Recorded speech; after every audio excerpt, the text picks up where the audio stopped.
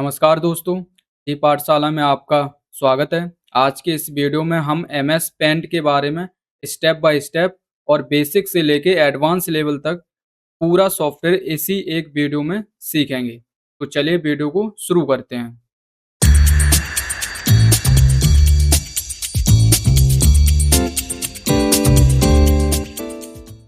सबसे पहले दोस्तों समझते हैं कि एमएस पेंट आखिर होता क्या है। तो एमएस पेंट का पूरा नाम माइक्रोसॉफ्ट पेंट होता है। ये एक ऐसा सॉफ्टवेयर होता है जिसमें हम बेसिक ग्राफिक एडिटिंग कर सकते हैं। जैसे हम ड्राइंग बना सकते हैं, किसी इमेज का साइज कम या ज़्यादा कर सकते हैं या फिर इमेज को क्रॉप कर सकते हैं। तो ये सारे जो काम होते हैं वो इसी एमएस पेंट सॉफ्टवेयर के अंदर किए जाते हैं। अब इसमें समझते हैं कि इसे ओपन कैसे करेंगे। दोस्तों सबसे पहले आपको अपने डेस्कटॉप स्क्रीन पर आ जाना है और उसके बाद आपको स्टार्ट बटन पर क्लिक करना है। ये यहाँ पर स्टार्ट बटन होती है, टास्क बार के अंदर आपकी स्टार्ट बटन होती है। आपको इस बटन पर क्लिक करना है और क्लिक जैसे ही करेंगे वैसे ही यहाँ पर कई सारे सॉफ्टवेयर आपको देखने को मिल जाएंगे। और ये सॉफ्टवेयर वो सॉफ्टवेयर होते हैं जो आपके कंप्यूटर में पहले से इंस्टॉल किए गए होते हैं। तो यहाँ पर आप हम पेंट जो सॉफ्टवेयर है उसे हम देखते हैं। तो यहाँ पर ये रहा हमारा पेंट सॉफ्टवेयर। अगर कोई सॉफ्टवेयर आपका यहाँ पर नहीं मिलता है तो यहाँ पर एक बॉक्स दिया गया होता है, सर्च बॉक्स। यहाँ से क्या होता है, हम किसी भी सॉफ्टवेयर को सर्च करके ओपन कर सकते हैं। तो यहाँ पर आपको क्या लिखना है, पेंट लिखना है। यहाँ पर जैसे ही आप 2-3 लेटर लिखेंगे वैसे ही यहाँ पर सर्च होके आ जाएगा, यानी कि फ़िल्टर होके आ जाता है। और जैसे फ़िल्टर होके ऊपर आए वैसे इस पर क्लिक कर देंगे। तो अब इस जो हमारा पेंट आ रहा है इस पर हम क्लिक करेंगे तो इस प्रकार से ओपन हो जाता है। इसे हम यहाँ से बड़ा करेंगे। अब इसके बारे में समझते हैं। अब दोस्तों इस प्रकार से हमारा सॉफ्टवेयर ओपन हो जाता है। अब इसमें समझते हैं कि इंटरफ़ेस क्या होता है। दोस्तों जब हम किसी सॉफ्टवेयर को ओपन करते हैं तो उस सॉफ्टवेयर के अंदर जो चीज़ें हमें दिखाई देती हैं उसी को इंटरफ़ेस कहा जाता है। तो अब हम समझते हैं कि इंटरफ़ेस के अंदर कौन-कौन सी चीज़ें शामिल होती हैं। तो यहाँ पर इंटरफ़ेस के अंदर कई सारी चीज़ें शामिल होती हैं। जैसे सबसे ऊपर जो हमारा कंपोनेंट होता है इसे टाइटल बार कहा जाता है। ये जो सबसे ऊपर आपकी एरिया आ रही है इसे टाइटल बार कहा जाता है। टाइटल बार में आपके डॉक्यूमेंट का नाम होता है और सॉफ्टवेयर का नाम लिखा होता है। यहाँ पर जो अनटाइटल्ड आ रहा है ये डॉक्यूमेंट को इंडिकेट करता है कि ये आपके डॉक्यूमेंट का नाम है। यहाँ पर जो पेंट लिख के आ रहा है इसका मतलब ये होता है कि ये पेंट सॉफ्टवेयर को इंडिकेट करता है, यानी कि आप जिस सॉफ्टवेयर में काम कर रहे हैं उसका ये नाम दिखाता है। अब दोस्तों इसके राइट साइड में चलते हैं और यहाँ पर ये जो बटन्स आ रही हैं इनके बारे में समझते हैं। इन बटन्स को कंट्रोल बटन कहा जाता है, क्योंकि यही ऐसी बटन्स होती हैं जिनके द्वारा हम इस विंडो को कंट्रोल करते हैं। जैसे सबसे पहली जो बटन होती है इसका नाम होता है मिनिमाइज बटन। मिनिमाइज बटन का काम होता है जो ये हमारा सॉफ्टवेयर खुला है ये यहाँ से हटा देता है, यानी कि यहाँ से हटा के आपके टास्क बार में ला के रख देता है। ये काम होता है मिनिमाइज बटन का। आपको इस पर सिंपली क्लिक कर देना है तो इस प्रकार से आपकी स्क्रीन जो होती है वो यहाँ से हट जाती है। अब वापस आपको अगर ओपन करना है इसे तो यहाँ पर ये टास्क बार होता है। इसी टास्क बार में इसी टास्क बार के अंदर जितने भी सॉफ्टवेयर होते हैं वो यहाँ पर दिखाई देते हैं। तो इस पर आपको फिर से क्लिक कर देना है तो इस प्रकार से आपका फिर से ये ओपन हो जाता है। अब दोस्तों इसमें समझते हैं जो बीच वाली बटन है इसका नाम होता है मैक्सिमाइज। और इस बटन का काम होता है जो हमारी ये सॉफ्टवेयर विंडो ओपन है इसे छोटा बड़ा करना। तो हम इस पर एक बार क्लिक करके देखते हैं। जैसे हम क्लिक करेंगे इस पर इस प्रकार से ये विंडो हमारी छोटी हो जाती है। यानी कि अगर विंडो बड़ी होती है तो छोटी हो जाएगी और अगर छोटी विंडो होती है तो ये विंडो बड़ी हो जाती है। तो ये काम होता है मैक्सिमाइज बटन का। इस पर अगर आप फिर से क्लिक करेंगे तो फिर से ये बड़ा हो जाएगा इस तरह से। अब इसमें जो तीसरी बटन आती है इसे बोलते हैं क्लोज बटन। क्लोज बटन का काम होता है सॉफ्टवेयर को बंद करना। अगर आप इस पर क्लिक कर देंगे तो हमारा जो सॉफ्टवेयर होता है वो बंद हो जाता है। तो आप लोग क्लोज बटन का यूज़ करके देख लेना। मैं यहाँ से अभी बंद नहीं कर रहा हूँ। अब इसमें समझते हैं इसके टाइटल बार के नीचे जो दूसरा ऑप्शन होता है, दूसरा जो कंपोनेंट होता है इसका नाम होता है मेन्यू बार। मेन्यू बार जो होता है वो एक ऐसी एरिया होती है जहाँ पर कई सारे ऑप्शंस रखे होते हैं, जैसे फाइल से संबंधित होते हैं, कुछ एडिट से संबंधित होते हैं जैसे कट कॉपी पेस्ट करना होता है। तो ये सारे जो ऑप्शंस होते हैं वो हमारे इस मेन्यू बार के अंदर रखे होते हैं। और इसके बाद अब इसमें समझते हैं कि रिबन क्या होती है। रिबन जो होती है वो मेन्यू बार के नीचे रखी एक ऐसी एरिया होती है जहाँ पर हमारे टूल्स एक ग्रुप में रखे होते हैं। जैसे हमारे जैसे ये एक एरिया है और इस एरिया में जो टूल्स ये रखे हुए हैं जहाँ जिनसे हम काम करेंगे, ये रखे हुए हैं और एक ग्रुप में रखे हुए हैं। ये देखो जैसे जैसे इस टूल का नाम है सिलेक्ट, तो इस टूल ये जो टूल है वो सिलेक्शन ग्रुप के अंदर रखा हुआ है। ऐसे यहाँ पर और भी टूल्स हैं जो इमेज ग्रुप के अंदर रखे हैं। ऐसे कई सारे ग्रुप बने होते हैं जिनमें टूल्स रखे होते हैं। तो ये हमारी रिबन एरिया होती है। अब इसमें बात करते हैं ये जो ब्लैंक एरिया आ रही है, इसे क्या कहते हैं? दोस्तों इसका नाम होता है डॉक्यूमेंट एरिया या फिर वर्किंग एरिया। जहाँ पर हम अपना सारा काम करते हैं, जहाँ पर हम अपना काम देख भी सकते हैं कि हम क्या कर रहे हैं, क्या नहीं कर रहे हैं। और हम जो भी अपनी क्रिएटिविटी बनाते हैं इसमें, वो हमें दिखाई देती है इसमें। अब इसमें दोस्तों बात करते हैं स्टेटस बार की। स्टेटस बार जो होता है वो इस डॉक्यूमेंट के जस्ट नीचे स्थित होता है, ये वाला। ये जो पूरी जो लाइन आ रही है इसे स्टेटस बार कहा जाता है। और इस स्टेटस बार का काम ये हो और इस स्टेटस बार का काम होता है जो हमने डॉक्यूमेंट बनाया है इसकी इंफॉर्मेशन को दिखाना। जैसे जो हमने पेंट बनाई है, इस पेंट का साइज क्या है, डायमेंशन क्या है, कितने एमबी की है, कितना जूम है इसका। तो ये सारे जो काम होते हैं वो स्टेटस बार के होते हैं। अब दोस्तों इसमें समझते हैं कि हम ड्राइंग कैसे बनाएंगे। तो सबसे पहले आपको इस टूल वाले ग्रुप के अंदर जो टूल्स दिए गए होते हैं, इन टूल्स को हमें समझना पड़ेगा, क्योंकि यही टूल्स होते हैं जहाँ से हम अपने ड्राइंग को बना सकते हैं। तो यहाँ पर टूल्स जो ग्रुप दिया गया है, ये टूल्स ग्रुप, इसके अंदर जो पहला ऑप्शन आता है इसे कहते हैं पेंसिल। पेंसिल जो होती है, पेंसिल जैसे हम रियल पेंसिल से हाथ से पकड़ के कोई भी ड्राइंग बनाते हैं, सेम वैसे ही ये वाली पेंसिल भी काम करती है। इसमें क्या होता है, इसमें आपको माउस साधना पड़ता है और यही सॉफ्टवेयर होता है जिसमें आप अपना माउस साध सकते हैं। जैसे कोई व्यक्ति बिगिनर है, कुछ कुछ भी नहीं आता है, माउस पकड़ना भी नहीं आता है, तो उसे यही सॉफ्टवेयर सिखाना होता है।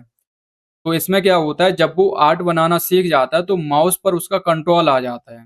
तो इसी वजह से ये पेंट भी सिखाया जाता है और ये शुरुआती लोगों के लिए होता है। तो सबसे पहले अब इसमें समझते हैं पेंट वाला। पेन टूल यहाँ से क्लिक करके लेंगे और जैसे ही क्लिक करेंगे यहाँ से ये जो कर्सर होता है वो कर्सर होता है वो पेंसिल के रूप में कन्वर्ट हो जाता है। अब यहाँ से हम कोई भी अपनी ड्राइंग बना सकते हैं। जो भी आप लिखना चाहते हैं, तो माउस से पकड़ के आप इस प्रकार से लिख सकते हैं। और उसके बाद अब जैसे पेंसिल का हमें कलर चेंज करना होता है, जैसे अभी ब्लैक कलर आ रहा है, हमें चेंज करना होता है, तो यहाँ पर कलर ग्रुप दिया गया होता है, जहाँ से हम कलर को सिलेक्ट करके इस पेंसिल का कलर चेंज कर सकते हैं। जैसे अभी ब्लैक यहाँ पर आ रहा है, हम चाहते हैं कि इसका दूसरा कलर आ जाए, जैसे हम चाहते हैं कि ग्रीन आ जाए, तो हम ग्रीन वाले बॉक्स पर क्लिक कर देंगे और यहाँ से अब दोबारा से लिखेंगे, तो देखो अब इसमें ग्रीन कलर आ चुका है। तो इस तरह से हम कलर को सिलेक्ट भी कर सकते हैं। अब इसमें बात करते हैं कि इस पेंसिल की जो मोटाई आ रही है, जो पेंसिल से हम बना रहे हैं इसकी जो मोटाई आ रही है, इसे हमें अगर बढ़ाना होता है तो कैसे बढ़ाएँगे? तो दोस्तों इसके लिए कीबोर्ड से आपको शॉर्टकट की प्रेस करनी पड़ेगी, कंट्रोल प्लस प्लस वाली बटन। एक बार फिर से सुनो, कंट्रोल प्लस फिर प्लस।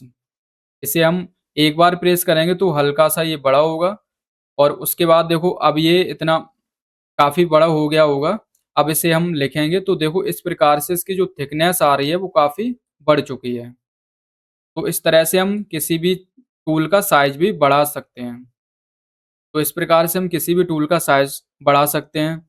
अब जैसे हमें कम करना होता है, यानी कि साइज़ को घटाना होता है, तो इसके लिए हमें कीबोर्ड से कंट्रोल के साथ में माइनस बटन प्रेस करनी होती है। अब देखो यहाँ से हम कुछ भी बनाएँगे तो इस प्रकार से ये बनेगा। देखो, अब इसका इनमें सब में साइज़ का अंतर आप देख सकते हैं।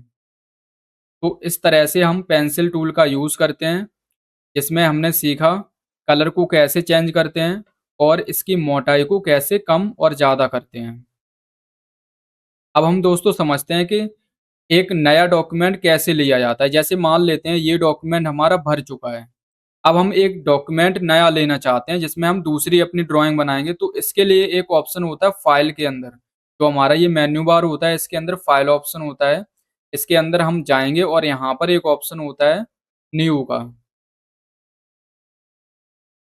अब दोस्तों समझते हैं कि जब हमारी ड्राइंग बन जाती है, उसके बाद हम इस ड्राइंग को सेव करना चाहते हैं, ताकि हमारी जो ड्राइंग है वो बन चुकी है और उसके बाद हम उसे कहीं पर सुरक्षित जगह पर सेव करना चाहते हैं।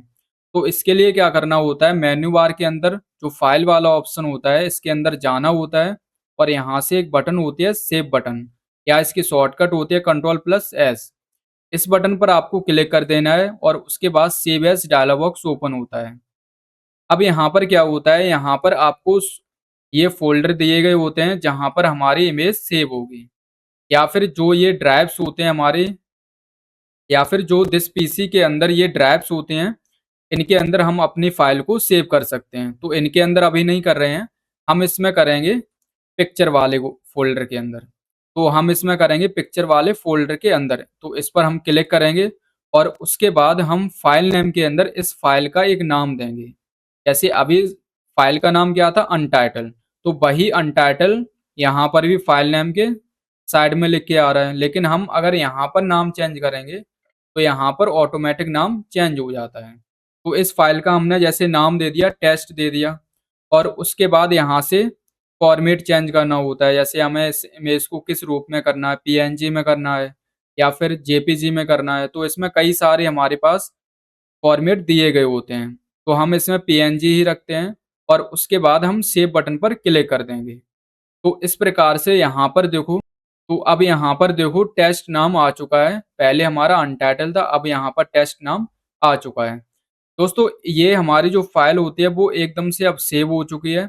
अब हम इसके इस फ़ाइल के अंदर जो भी और अलग से एडिटिंग करेंगे, जैसे किसी को हमें हटाना है या फिर ऐड करना है, तो हर बार अब हमें यहाँ से सेव बटन पर क्लिक करके सेव कर देना होता है। क्योंकि जो भी हम काम करते हैं नया, तो उसे हमें सेव करना होता है। अगर हम सेव नहीं करेंगे, तो जो हमने उसमें ऐड किया है, तो वो सेव नहीं होगा। तो इस वजह से इस सेव बटन से हम किसी भी काम को करते हैं तो सेव कर देते हैं, या फिर कीबोर्ड से शॉर्टकट की कंट्रोल प्लस एस प्रेस कर देते हैं। तो अब जैसे हम यहाँ से कोई शेप बनाते हैं, ये जो शेप आ रहा है यहाँ से हम कोई शेप बनाएंगे, जैसे ये स्टार वाला लेते हैं और यहाँ से ड्रैग करते हैं। जहाँ से आपको ड्रैग करना होता है वहीं कर्सर लाके ड्रैग करते हैं इस प्रकार से। तो इस प्रकार से ये हमारा शेप बन चुका है। अब इस शेप को कहीं हमें मूव कराना होता है, तो यहाँ पर इसे पकड़ के हम मूव कराएंगे। और दोस्तों ये तभी मूव करेगा जब इस प्रकार से फोर हेडेड वाला कर्सर बन के आएगा। अगर आप इस कर्सर को बाहर लाएंगे तो इस प्रकार से आएगा, इसे ड्रॉ कर्सर कहा जाता है। और इसके अंदर ले जाएंगे तो ये फोर हेडेड वाला कर्सर कहा जाता है, जिसका काम होता है किसी भी ऑब्जेक्ट को मूव कराना। और इस ऑब्जेक्ट को पकड़ के हम कहीं भी मूव करा सकते हैं इस प्रकार से। अगर हमें इसे रोटेट कराना होता है, तो यहाँ से ये जो बटन आ रही है, यहाँ से पकड़ के हम इसे घुमाएँगे तो ये देखो घूम रही है। अगर आपको घुमाना है तो घुमा सकते हो और नहीं घुमाना है तो कोई दिक्कत नहीं, ऐसे ही छोड़ देंगे। उसके बाद अब इसमें बात करते हैं कि इस इमेज को, ये जो ऑब्जेक्ट बना है, इसे हम बड़ा कैसे करेंगे या फिर छोटा कैसे करेंगे।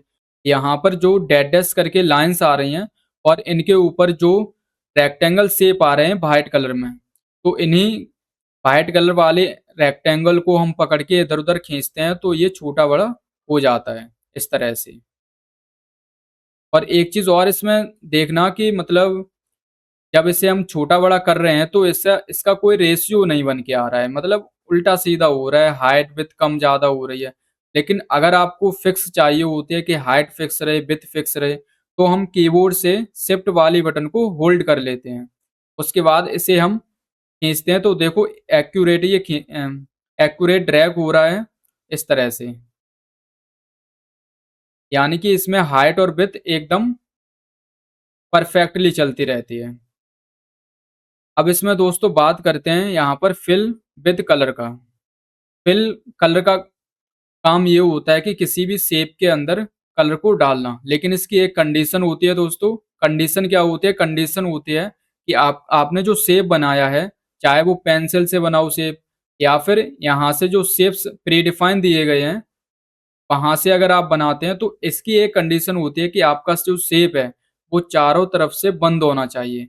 यानी कि अगर कहीं भी हल्का-सा खुला हुआ हुआ खुला हुआ, तो ये पूरे पेज में कलर को स्प्रेड कर देता है। तो हम सबसे पहले क्या करते हैं, इस टूल को सिलेक्ट करते हैं और उसके बाद यहाँ से कलर को चेंज करते हैं। जैसे हमने लिया इसमें रेड वाला, यहाँ से रेड को सिलेक्ट किया, उसके बाद अब हमें जहाँ पर भी इसे फिल करना होता है, कलर को डालना होता है, तो वहीं पर हमें उसके अंदर जाके क्लिक करना होता है। जैसे ये हमारा शेप बना हुआ है, इसके अंदर हम अगर क्लिक कर देंगे तो कलर जो हमने यहाँ से सिलेक्ट किया है, वो इसके अंदर शिफ्ट हो जाएगा। ये देखो, कुछ इस प्रकार से। और ऐसे ही अगर हम इस वाले शेप में डालते, जैसे ये चारों तरफ से बंद है हमारा, तो इसमें आ जाता। ये देखो। और अगर बाई चांस आपसे गलती से जैसे आप इसमें डालना चाह रहे थे और ये पूरे पेज में स्प्रेड हो गया, तो इसे वापस कैसे लाएँगे? तो वापस लाने के लिए आपके पास मेन्यू बार के अंदर यहाँ पर सबसे लास्ट में देखो, यहाँ पर एक अंडू और एक दूसरी रीडू की बटन दी गई है। अंडू का काम होता है दोस्तों एक चीज़, एक स्टेप पीछे आना। तो अगर आप इस पर क्लिक करेंगे या फिर कीबोर्ड से, इसकी शॉर्टकट होती है कंट्रोल प्लस जेड। अगर आप कीबोर्ड से प्रेस करते हैं, तो आप कंट्रोल प्लस जेड प्रेस करके भी एक स्टेप पीछे आ सकते हैं। तो हम इस वाली बटन पर क्लिक करते हैं। तो देखो दोस्तों, हमने जो गलती की थी वो हमारी माफ़ हो चुकी है। यानी कि इसमें गलतियाँ माफ़ हो जाती हैं। तो इस तरह से हम किसी भी शेप के अंदर कलर को फिल कर सकते हैं। अब दोस्तों इसमें समझते हैं कि जो हमारे शेप्स बने हुए हैं, इनका अगर हमें नाम लिखना होता है, तो यहाँ पर ये टेक्स्ट वाला टूल दिया गया होता है। इसका नाम होता है टेक्स्ट और इसकी जो हॉट की होती है, वो होती है टी। अगर आप कीबोर्ड से सिर्फ टी प्रेस करते हैं, तो ये एक्टिवेट हो जाता है। तो हम यहाँ से इस पर क्लिक करेंगे और जैसे ही हम क्लिक करेंगे, वैसे ही यहाँ पर एक फॉर्मेटिंग नाम का टूल एक्टिव हो जाता है। ये देखो कुछ इस प्रकार से। और अब क्या करना होता है, जहाँ से हमें किसी का भी नाम लिखना होता है, वहीं पर हमें क्लिक कर देना होता है। जैसे हम इसका इस स्टार का नाम लिखना चाह रहे हैं, तो क्या करेंगे, इसके अगर ऊपर लिखना चाह रहे हैं तो हम ऊपर क्लिक करेंगे, इसके मिडिल में लिखना चाह रहे हैं तो बीच में क्लिक करेंगे, या फिर नीचे जहाँ से भी आप लिखना चाह रहे हैं, वहाँ पर आपको माउस से क्लिक करना पड़ेगा। जैसे हम ऊपर लिखना चाह रहे हैं, तो हम ऊपर इसके क्लिक कर देंगे। तो कुछ इस प्रकार से ये टेक्स्ट बॉक्स बन के आ जाता है। अब इसमें क्या करना है, आपको जो भी नाम देना होता है, वो इसमें नाम दे सकते हैं। जैसे हमने इसमें स्टार नाम दे दिया। अब ये स्टार नाम आ रहा है, अब इसे छोटा-बड़ा करना है, तो ये फॉर्मेटिंग टूल जो ओपन हुआ है, यहाँ से हम कर सकते हैं। कैसे करेंगे? सबसे पहले हमें टेक्स्ट को माउस से सिलेक्ट कर लेना है कुछ इस प्रकार से और उसके बाद यहाँ पर एक ऑप्शन होता है फ़ॉन्ट साइज़ का। तो ये 11 लिखा है, इसका मतलब होता है फ़ॉन्ट साइज़। तो इसके अंदर हम जाएँगे और यहाँ से कई सारे साइज़ पहले से ही बने-बनाए दिए गए होते हैं। आपको सिर्फ़ क्लिक करना होता है। जैसे हमने यहाँ से 20 साइज़ दे दिया इसका, तो कुछ इस प्रकार से ये आ रहा है। और इसे अगर उठा के कहीं ले जाना है, तो वही स तो इसे हम उठा के यहाँ ऊपर थोड़ा कर देते हैं इस प्रकार से। अब दोस्तों इसमें समझते हैं कि इसकी जो फ़ॉन्ट फ़ैमिली होती है, उसे कैसे चेंज करेंगे। फ़ॉन्ट फ़ैमिली का मतलब होता है कि फ़ॉन्ट को स्टाइलिश तरीके से लिखना।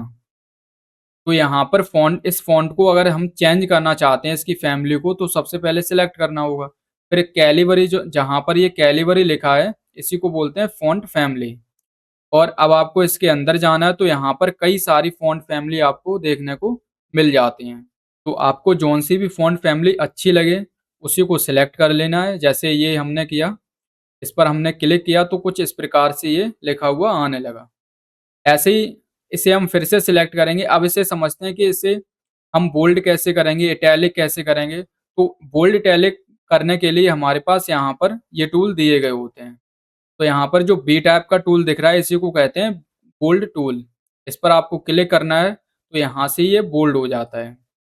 और अगर इटैलिक करना होता है, इटैलिक का मतलब होता है टेक्स्ट को तिरछा करना।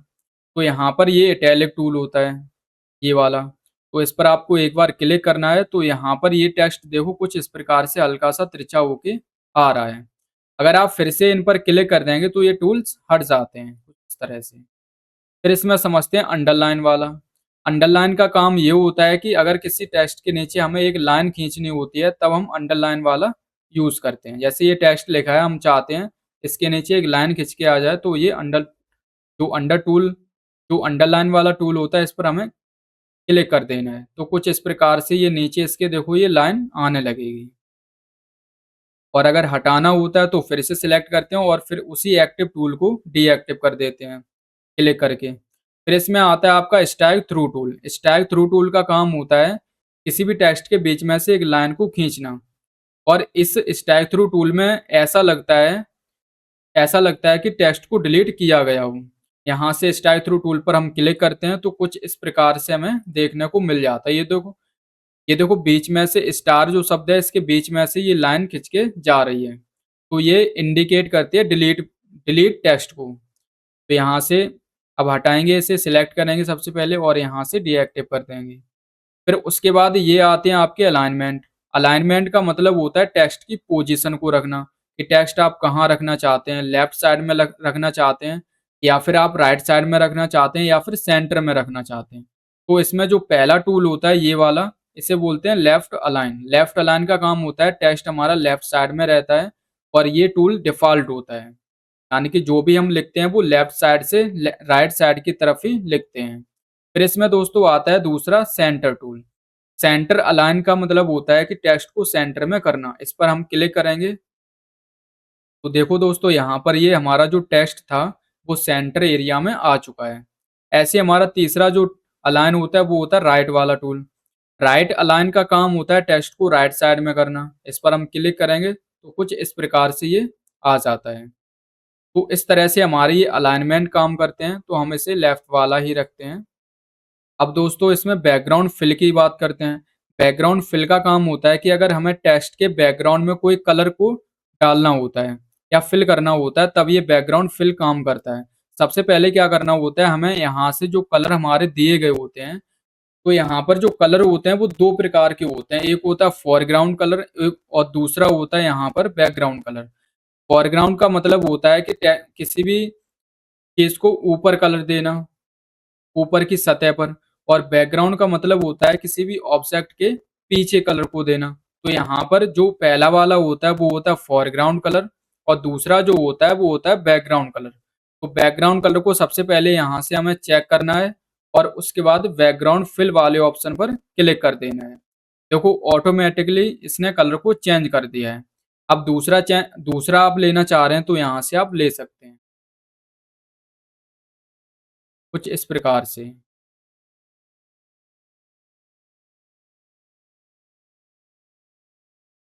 कुछ इस तरह से ये काम करता है। और उसके बाद अब इसे अनचेक करेंगे और यहाँ से पहले वाले ऑप्शन को चेक करेंगे। तो इस तरह से आपका ये फॉर्मेटिंग वाला टूल काम करता है। अब इसमें दोस्तों समझते हैं, जो इसमें अगला टूल आता है इरेजर टूल। इरेजर टूल का काम होता है किसी भी ऑब्जेक्ट को इरेज करना। जैसे हम रियल इरेजर से किसी भी कॉपी या नोटबुक में जो लिखा हुआ टेक्स्ट होता है उसे हम इरेज करते हैं, वैसे ही यहाँ पर इसका काम होता है। तो सबसे पहले हमें क्लिक करना है और उसके बाद हम यहाँ से इरेजर से इसे इरेज करना शुरू करेंगे। अब जैसे अभी तो ये छोटी इरेजर आ रही है तो जल्दी नहीं हो पा रहा है। अगर आपको जल्दी करना होता है काम तो हम इस इरेजर को बड़ा कर लेते हैं। कंट्रोल बटन के साथ में प्लस वाली बटन प्रेस करेंगे तो ये इरेजर बड़ी हो जाती है। या कोई भी इसमें पेंट के अंदर टूल होता है उसे बड़ा छोटा करने की यही शॉर्टकट की होती है। लेकिन अगर आपको स्लाइडर से चाहिए तो यहाँ पर लेफ्ट साइड में ये स्लाइडर दिया गया होता है। आप यहाँ से भी इस किसी भी टूल को छोटा बड़ा कर सकते हैं। जैसे हम इसे ऊपर करेंगे तो ये देखो इरेजर कुछ इस प्रकार से बड़ी होके आ गई है। तो ये भी स्लाइडर कमाल का होता है कि यहाँ पर ये स्लाइडर दिया गया है। कुछ इस प्रकार से देखो जल्दी काम होता है इसमें, देखो फास्ट हो रहा है। अब इसे हम अंडू करते हैं और अब दोस्तों इसमें समझते हैं जो अगला टूल है, इसका नाम होता है कलर पिकर। कलर पिकर का काम होता है किसी भी कलर को पिक करना। इसमें क्या होता है, इसमें जैसे मान लेते हैं ये जो यहाँ पर ग्रीन बॉर्डर आ रहा है, हमें ये ग्रीन बॉर्डर जो है वो इस वाले शेप में या कहीं दूसरी जगह इस वाले शेप में फिल करना होता है। तो हम क्या करेंगे, इस वाले टूल पर क्लिक करेंगे कलर पिक पर और यहाँ से कलर को पिक करेंगे। जहाँ जौन सा कलर आपको चाहिए होता है उसी कलर पर एक बार क्लिक कर देते हैं। तो यहाँ से हमने क्लिक कर दिया और यहाँ पर भी देखो चेंज हो चुका है। और उसके बाद अब हम जहाँ पर फिल करना चाहेंगे तो यहाँ पर ये फिल वाली बटन, तो यहाँ से फिल वाला टूल लेंगे क्लिक करके और यहाँ से हम इसमें डाल देंगे। तो वही कलर यहाँ पर फिल होके आ चुका है। तो ये काम होता है कलर पिकर का, यानी कि आपको यहाँ पर जाना नहीं पड़ेगा, आप अपने डॉक्यूमेंट से ही किसी भी कलर को चूज़ करके उसमें फिल कर सकते हैं। अब इसमें दोस्तों बात करते हैं, अगला जो टूल है हमारा वो है मैग्नीफायर टूल। मैग्नीफायर टूल का काम होता है किसी भी ऑब्जेक्ट को ज़ूम करके देखना। तो इसे हम सिलेक्ट करेंगे। अब जिस भी ऑब्जेक्ट को ज़ूम करके देखना चाहते हैं, तो आप उसी ऑब्जेक्ट के ऊपर इस ज़ूम टूल को ले जाएँगे, यानी कि कर्सर ले जाएँगे, तो वहीं से वही ऑब्जेक्ट आपको दिखाई देगा, बाद बाकी अदर जो आपका ऑब्जेक्ट होगा वो नहीं दिखाई देगा। जैसे हम ये स्टार वाला ही सिर्फ़ देखना चाह रहे हैं ज़ूम करके, तो हम स्टार वाले पर ही क्लिक करेंगे कुछ इस प्रकार से।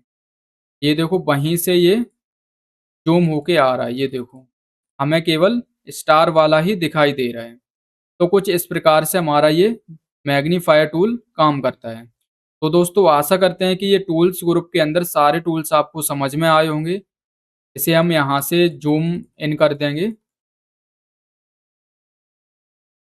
अब इसमें दोस्तों बात करते हैं यहाँ से ब्रश टूल की। ब्रश टूल का काम होता है किसी भी चीज़ को पेंट करना ब्रश से। तो यहाँ पर इसमें कई सारे ब्रश दिए गए होते हैं, आपको जौन-सा भी अच्छा लगे वो ले सकते हैं। जैसे हमने यहाँ से ऑयल ब्रश को लिया और यहाँ से इस तरह से आप इसे ड्रॉ करेंगे तो कुछ इस प्रकार से पेंट होके आएगा। ये देखो, आप इसका कलर भी चेंज कर सकते हैं यहाँ से। ये जो कलर होता है यहाँ से आपको पिक करना है जो भी आपको चाहिए। देखो अब ये रेड में आने लगेगा। अगर आपको ब्रश चेंज करना होता है तो आप फिर से इसी ब्रश के अंदर जाएँगे। फिर यहाँ से भी आप चेंज कर सकते हैं, जैसे ये वाला अब की बार लिया। अब यहाँ से आप करेंगे तो कुछ इस प्रकार से ये ब्रश आएगा। तो ये सारे ब्रश करके देख लेना, तभी आपको अच्छे से समझ में आ जाएगा। और यहाँ से दोस्तों शेप बनाना बता ही दिया कि बस क्लिक करो और यहाँ से ड्रैग कर लो। एकदम सिंपल होता है, कोई दिक्कत नहीं होनी चाहिए। अब दोस्तों इसमें बात करते हैं इमेज वाले ग्रुप की। इमेज वाला जो ग्रुप होता है, इसका काम होता है इमेज पर काम करना। जैसे किसी इमेज को क्रॉप करना होता है, या फिर उसका बैकग्राउंड चेंज करना होता है, या फिर उसका बैकग्राउंड रिमूव करना होता है, या फिर किसी इमेज को रोटेट करके देखना होता है। तो ये सारे जो काम होते हैं वो इमेज वाले ग्रुप में किए जाते हैं। तो सबसे पहले हम इस वाले इमेज को यहाँ से सेव कर देंगे फाइल वाली बटन में जाके, और उसके बाद एक नई फाइल लेंगे यहाँ से न्यू वाले बटन से। न्यू बटन का काम होता है एक नई फाइल लेना, इस पर आपको क्लिक कर देना है। तो इस प्रकार से ये फाइल जो होती है वो न्यू फाइल आ जाती है। अब इसमें दोस्तों हम एक इमेज को इसमें इंसर्ट कराते हैं। अब किसी भी इमेज को इसमें ओपन करना होता है तो हमें फाइल वाले बटन पर ही क्लिक करना होता है, और यहाँ से ओपन जो ऑप्शन दिया गया होता है इस पर आपको क्लिक करना है। जैसे ही आप क्लिक करेंगे यहाँ से आपका ये ओपन डायलॉग बॉक्स ओपन होके आ जाता है। अब आपकी जहाँ पर भी इमेज रखी होती है उस इमेज को हम यहाँ से लेते हैं।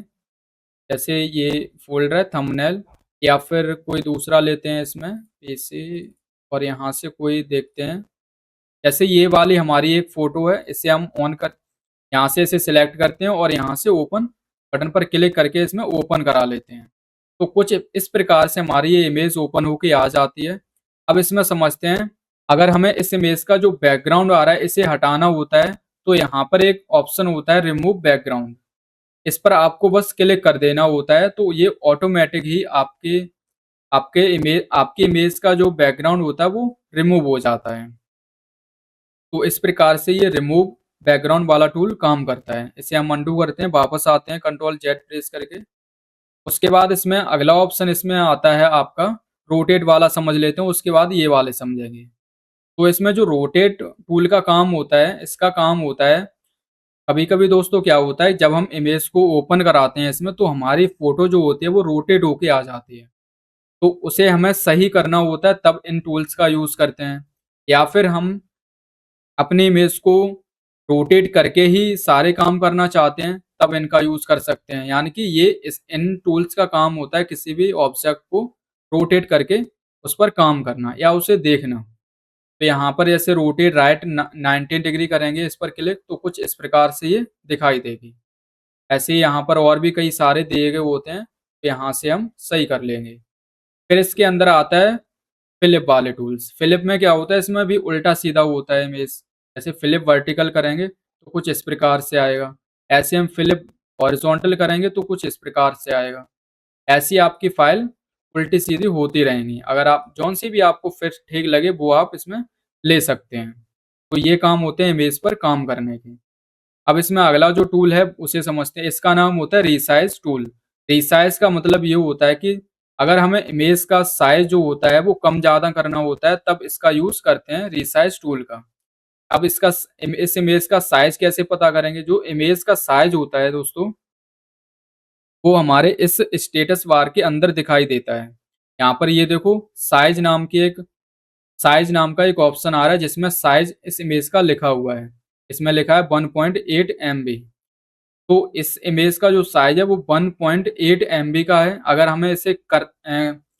हमें इसे कम करना होता है या और बढ़ाना होता है तब इसका यूज़ किया जाता है। जैसे हमें इस इमेज का साइज़ कम करना है, तो यहाँ पर ये जो बटन दी गई है इसे हम प्रेस करेंगे और यहाँ पर ये रिसाइज़ एंड स्क्रू नाम का एक बॉक्स ओपन होगा। इसमें हम अपनी इमेज का साइज़ कम करेंगे। तो यहाँ पर 2 ऑप्शन होते हैं। अगर आपकी इमेज परसेंटेज में बनी हुई है, तो आप परसेंटेज वाला यूज़ करेंगे, और अगर आपकी इमेज पिक्सेल्स में बनी हुई है, ज़्यादातर दोस्तों हमारे जो फ़ोटोज़ होते हैं, वो पिक्सेल्स में ही होते हैं। तो हम पिक्सेल्स को सिलेक्ट करेंगे क्योंकि हमारी जो इमेज है वो पिक्सेल्स में बनी हुई है। तो यहाँ से करेंगे और उसके बाद यहाँ पर जो हॉरिज़ॉन्टल और वर्टिकल दिया गया है, इसका मतलब होता है लंबाई-चौड़ाई को कम करना। तो यहाँ पर अगर हम वैल्यू को कम कर देंगे तो इस इमेज का साइज़ जो होता है वो कम हो जाएगा, और अगर हम वैल्यू को बढ़ा देंगे तो इमेज का जो साइज़ होगा वो बढ़ जाएगा। तो यहाँ पर दोस्तों हम अभी कोई भी चेंजमेंट नहीं करना चाहते हैं, आप अपने पेंट सॉफ्टवेयर के अंदर करके चेक कर सकते हैं। तो यहाँ से हम कैंसल करते हैं इसे। अब इसमें दोस्तों समझते हैं कि हमें अगर इस इमेज को क्रॉप करना होता है, जैसे हमें जो यूट्यूब शॉर्ट्स लिखा हुआ है इसे हटाना होता है, तो इसके लिए यहाँ पर सबसे पहले हमें क्रॉप करने के लिए यहाँ पर एक सिलेक्शन टूल दिया गया होता है जिसका काम होता है किसी भी चीज़ को सिलेक्ट करना। तो हम इस चीज़ को सिलेक्ट करेंगे, इस पर पहले से इसे सिलेक्ट करेंगे सिलेक्शन टूल को। अब क्या करेंगे, यहाँ पर एक टूल एक्टिव हो जाता है, क्रॉप टूल। क्रॉप टूल तभी एक्टिव होता है जब कोई एरिया यहाँ पर सिलेक्ट होती है, तभी ये एक्टिव होता है, अदरवाइज़ ये हाइलाइट ही नहीं होता है, डीएक्टिव रहता है। अब आपको क्या करना है, इसी वाले टूल पर क्लिक कर देना है। तो जो आपकी सिलेक्ट एरिया है, वही बचेगी, बाद बाकी सारी चीज़ें आपकी हट जाएँगी यहाँ से। तो इस पर हमें क्लिक करना है, तो देखो इतना ही एरिया आपका बचा हुआ है। और अगर साइज़ की बात करें तो साइज़ अभी इतना ही दिखा रहा है, लेकिन जैसे ही हम यहाँ पर फाइल वाली बटन से सेव पर क्लिक करेंगे तो वैसे ही इसका साइज़ जो होगा वो कम हो जाएगा। जैसे हम इस पर क्लिक करेंगे तो देखो 206.2 केबी इसमें आ चुका है। तो इस प्रकार से हमारे क्रॉप टूल काम करता है। तो दोस्तों आशा करते हैं कि जो रिबन के अंदर जो टूल्स दिए गए थे, वो आपको लगभग समझ में आए होंगे। तो अब हम आगे बढ़ते हैं और अब समझते हैं जो हमारा ये मेन्यू बार होता है, इसके अंदर जो ऑप्शंस दिए गए होते हैं, इनको हम एक-एक करके समझ लेते हैं। तो सबसे पहले हम फाइल वाले मेन्यू के समझते हैं ऑप्शंस को। इस पर हमें क्लिक करना है, तो यहाँ पर न्यू का हमने पहले ही समझ लिया था। न्यू का काम होता है एक नया डॉक्यूमेंट बनाना। उसके बाद ओपन का काम होता है किसी भी बनी हुई पेंट को ओपन करना या फिर किसी फोटो को ओपन करना। जैसे यहाँ पर हमने ये वाली फोटो ओपन की थी। अब इसमें दोस्तों अगला ऑप्शन दिया गया है रीसेंट। रीसेंट का काम होता है, रीसेंट में जो हमारी फोटोज खुली होती हैं या बनाई गई होती हैं उनको ये इंडिकेट करता है। तो यहाँ पर इतनी हमने इसमें बनाई थी तो इसको ये इंडिकेट कर रहा है। उसके बाद सेव वाला हमने बता ही दिया था, सेव का काम क्या होता है। फिर इसमें आता है सेव एज। सेव एज का काम होता है दोस्तों, अगर एक ही फाइल को हमें कई नामों से और कई जगहों पर सेव करना होता है तब हम सेव एज टूल का यूज करते हैं। तो आप अगर आपको दूसरे नाम से सेव करना होता है या किसी अन्य फॉर्मेट में चेंज करना होता है तो हम सेव एज वाले बटन पर क्लिक करते हैं। इस पर आपको क्लिक करना है और यहाँ पर आपको ये कुछ फॉर्मेट दिख जाएंगे, जिसमें भी आपको करना होता है उसे सिलेक्ट करेंगे। जैसे हम जेपीजी में करेंगे तो इसे हम सिलेक्ट करेंगे। तो इस प्रकार से सेव एज डायलॉग बॉक्स फिर से आएगा और ये पूछेगा कि आपको कहाँ पर सेव करना है। तो यहाँ से फ़ोल्डर को सिलेक्ट करना होता है और यहाँ पर फ़ाइल का नाम देना होता है। जैसे उस टाइम पर बताया था कि सेव का काम क्या होता है, सेम वैसे ही इसमें होता है। तो यहाँ से हम इसे कैंसल कर देते हैं। अब इसमें दोस्तों समझते हैं save as project. Save as project का मतलब ये होता है कि अगर हम अपने डॉक्यूमेंट को एक प्रोजेक्ट के रूप में सेव करना चाहते हैं, तो ये सेव एज़ प्रोजेक्ट वाला काम करता है। इस पर आपको क्लिक करना है, तो यहाँ पर क्या होता है, ये एक प्रोजेक्ट बन के आता है एमएस पेंट का। या हम कह सकते हैं कि जब भी हम कोई भी आर्ट बनाते हैं या कोई फ़ोटो सेव करते हैं, तो ये पेंट के अंदर ही खुलता है, डायरेक्ट आपका नहीं खुलेगा। आपका पेंट सॉफ्टवेयर के अंदर ही खुल के आता है, इसी को कहते हैं प्रोजेक्ट। तो यहाँ पर ये सेव एज़ टैब के अंदर आप देख सकते हैं जो प्रोजेक्ट नाम दिया गया है वो पेंट सॉफ्टवेयर को ही सिलेक्ट किया गया है। आप यहाँ से नाम दे सकते हो और यहाँ से सेव कर देंगे। अब इसमें बात करते हैं दोस्तों प्रिंट वाले ऑप्शन की। प्रिंट में क्या होता है, प्रिंट के अंदर हम अपने किसी भी आर्ट को प्रिंट करा सकते हैं। जैसे हम इस फोटो को ही प्रिंट कराना चाहते हैं, तो सबसे पहले हमें प्रिंट के अंदर जाना है और यहाँ पर ये प्रिंट वाला ऑप्शन, जो प्रिंट के अंदर जो ऑप्शंस आते हैं इसमें कई सारे देखने को मिलते हैं। पहला ऑप्शन होता है प्रिंट का, इस पर हम क्लिक करते हैं तो कुछ इस प्रकार से डायलॉग बॉक्स ओपन होता है।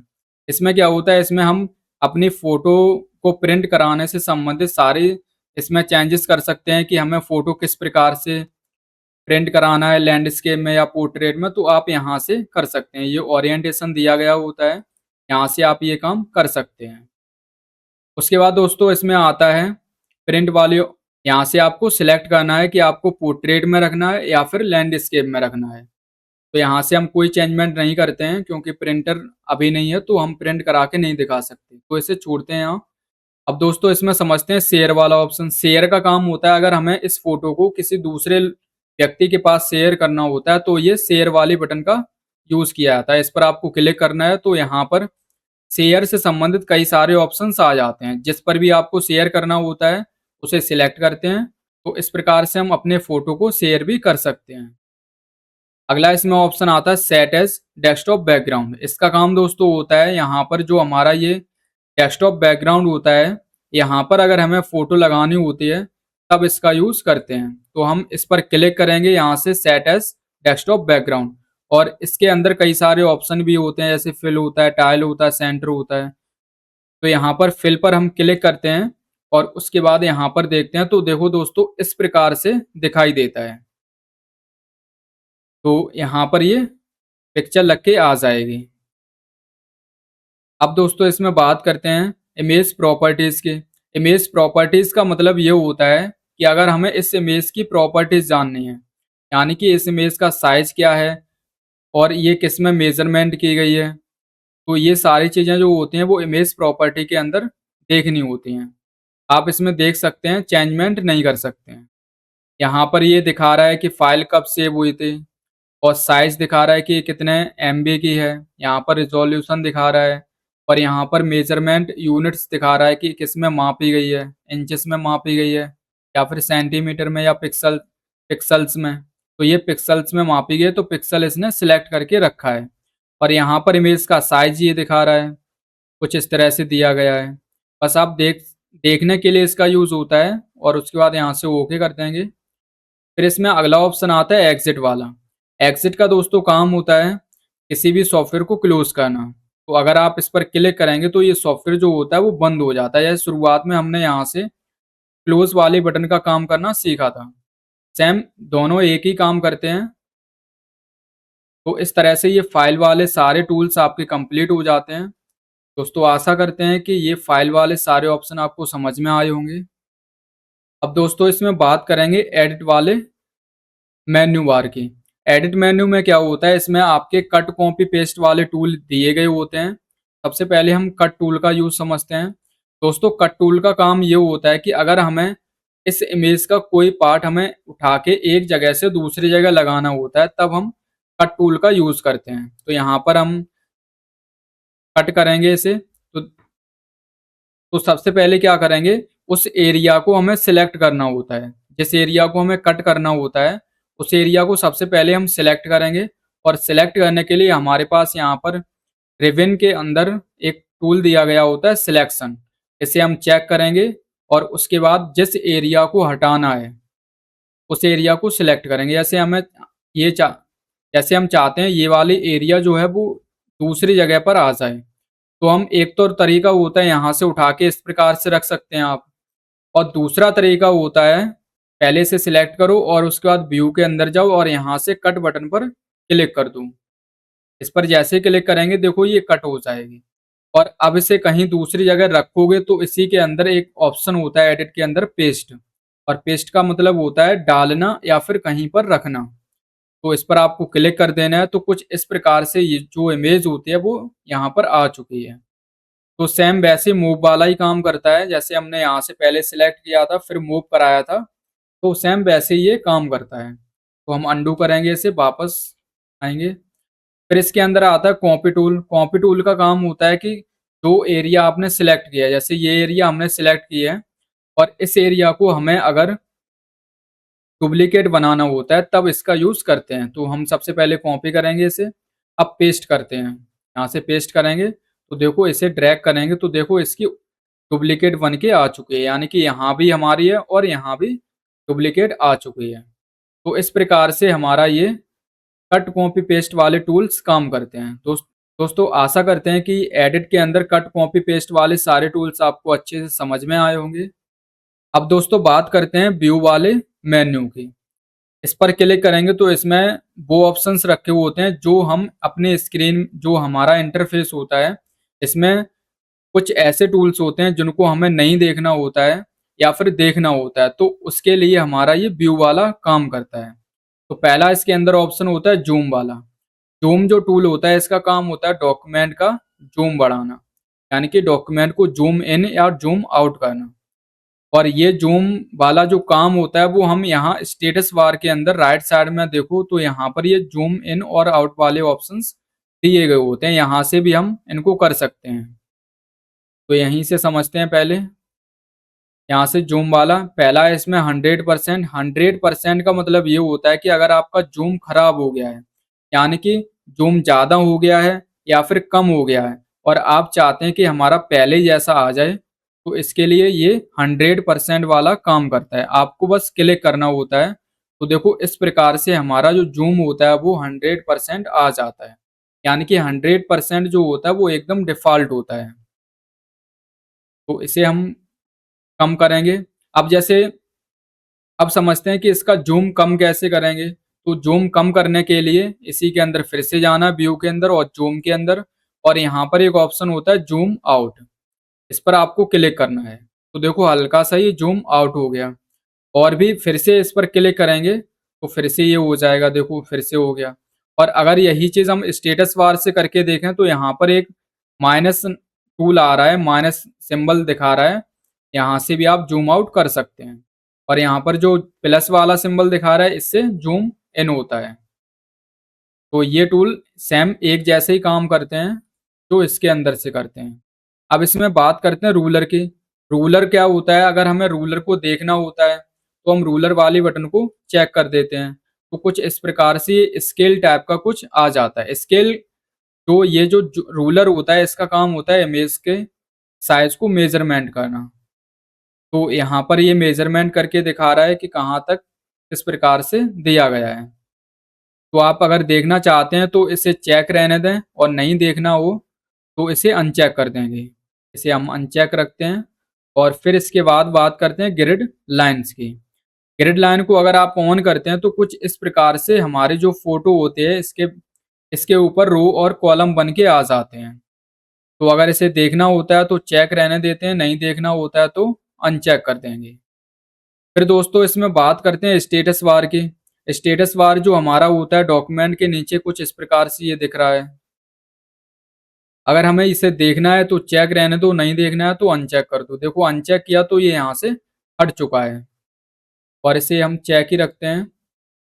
और अब बात करते हैं दोस्तों इसमें always show tool bar. Tool bar जो होता है वो हमारी ये रिबन होती है।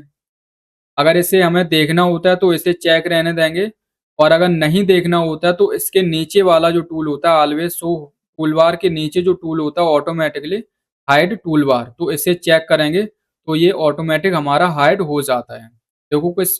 देखो कुछ इस प्रकार से ये हमारा हाइड होके हट गया यहाँ से। तो देखो यहाँ से हाइड हो चुका है। अब हमें शो कराना है, तो एक तो तरीका होता है यहाँ पर जो ये शो टूल बार दिखा रहा है, शो लिखा हुआ है और यहाँ पर एक आई जैसा बना हुआ है, इसे हम इस पर क्लिक करेंगे तो देखो आ जाता है। और यहीं से देखो अब ये हाइड का भी आ रहा है, यहाँ से क्लिक करेंगे चला जाएगा। तो यहाँ से भी आप कर सकते हैं। फिर इसके अंदर आता है अगला ऑप्शन आता है यहाँ से, इसे हम ऑलवेज ही रखते हैं। और फिर आता है फुल स्क्रीन। फुल स्क्रीन पर क्लिक करेंगे तो ये हमारी फुल स्क्रीन में आएगी कुछ इस तरह से। अब क्या करना होता है, वापस आना होता है, तो हम कीबोर्ड से या फिर माउस से कोई भी कहीं पर भी क्लिक कर देंगे तो ये हमारा वापस आ जाएगा। देखो इस प्रकार से। अब दोस्तों इसमें बात करते हैं, अगला ऑप्शन जो है वो है थंबनेल का। थंबनेल पर क्लिक करेंगे तो कुछ इस प्रकार से एक थंबनेल के रूप में ये हमें दिखाई देगा फोटो। अगर ऐसा कुछ देखना होता है थंबनेल के रूप में इमेज को, तो हम व्यू के अंदर जाते हैं और यहाँ से थंबनेल वाली बटन पर क्लिक कर देते हैं। तो कुछ इस प्रकार से हमारा थंबनेल दिखाई दे जाता है। तो दोस्तों आशा करते हैं कि व्यू के अंदर भी सारे टूल्स आपको समझ में आए होंगे। तो दोस्तों इस प्रकार से हमने MS पेंट को बेसिक से लेके एडवांस लेवल तक एक एक स्टेप को और एक एक टूल को अच्छे से समझा, डिटेल में समझा और सारी चीज़ें प्रैक्टिकल करके देखें। तो आशा करते हैं कि ये वीडियो आपको पसंद आई होगी। अगर वीडियो पसंद आई हो तो वीडियो को लाइक करें और अपने दोस्तों के साथ शेयर करें और चैनल को सब्सक्राइब करना ना भूलें। तो आज की वीडियो में बस इतना ही। अब मिलते हैं किसी नई वीडियो में। आज के लिए धन्यवाद।